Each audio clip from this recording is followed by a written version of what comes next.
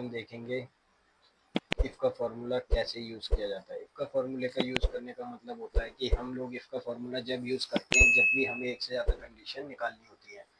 जैसे अगर हम सम फंक्शन की बात करें तो सम फंक्शन में क्या होता है, उसमें एक ही कंडीशन होती है कि हमें सबका टोटल करना है, तो वो हमारा सम फंक्शन होता है।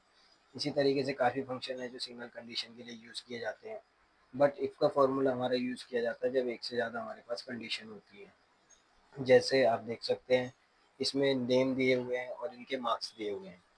अब ये जो मार्क्स हैं ये हैं हमारे आउट ऑफ 100, 100 में से बच्चों को मार्क्स दिए हुए हैं। अब इसमें कुछ गलत भी हैं, जैसे ये 720 है, 100 में से 720 आ ही नहीं सकता। तो इस तरीके के हम चीज़ों को देखेंगे कि किस तरीके से हम इसको सॉल्व करेंगे और हम इजीली तरीके से ग्रेड को किस तरीके से निकालेंगे। तो उसके लिए अब हम शुरू करते हैं।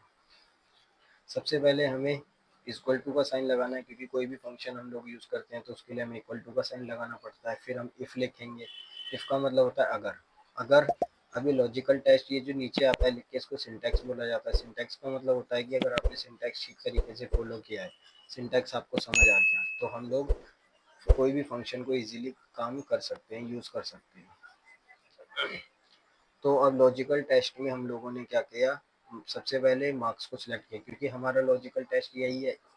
इसको ही देखकर हमें यहाँ पे ग्रेड देना है, और ग्रेड हम कहाँ से देंगे, ग्रेड चार्ट से।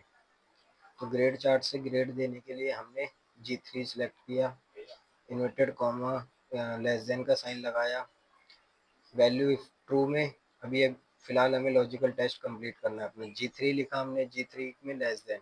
अगर G3 में लिखा हुआ वैल्यू छोटा है 33 से तो क्या होगा।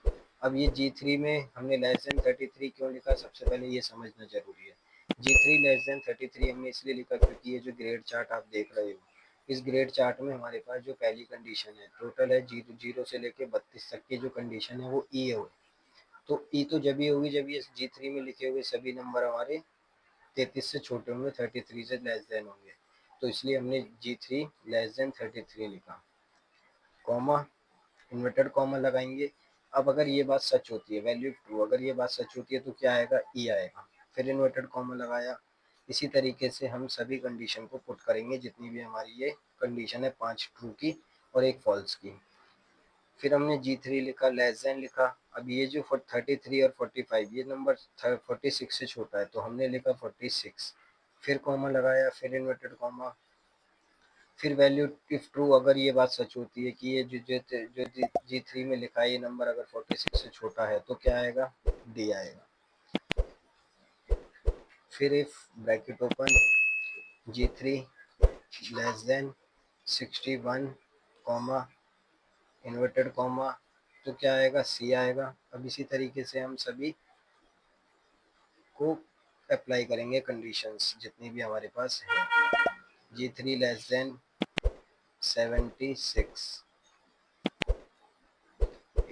इन्वर्टेड कॉमा, तो क्या आएगा, बी आएगा। अब हम अपनी लास्ट ट्रू की कंडीशन है जो फिफ्थ कंडीशन है हमारी, अब हम उसको अप्लाई कर रहे हैं।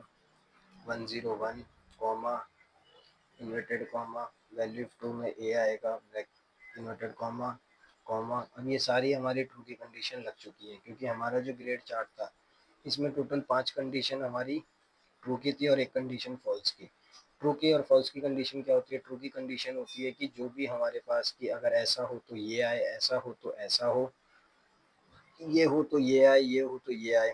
अब ये सब कंडीशन तो हो गई हमारी ट्रू की। अगर ये सभी गलत हो जाती हैं तो क्या आना चाहिए, तो हमारे पास फॉल्स की कंडीशन हम देना चाहते हैं, नॉट वैलिड। अब यहाँ जरूरी नहीं है कि हम नॉट वैलिड दें, जो भी हम यहाँ लिखेंगे, अगर हम इनवैलिड लिखते हैं तो इनवैलिड आ जाएगा, नॉट वैलिड लिखते हैं तो नॉट वैलिड आएगा।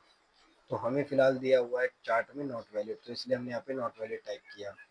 और जितनी बार हमने ब्रैकेट को ओपन किया उतने ब्रैकेट हमें क्लोज भी करनी है।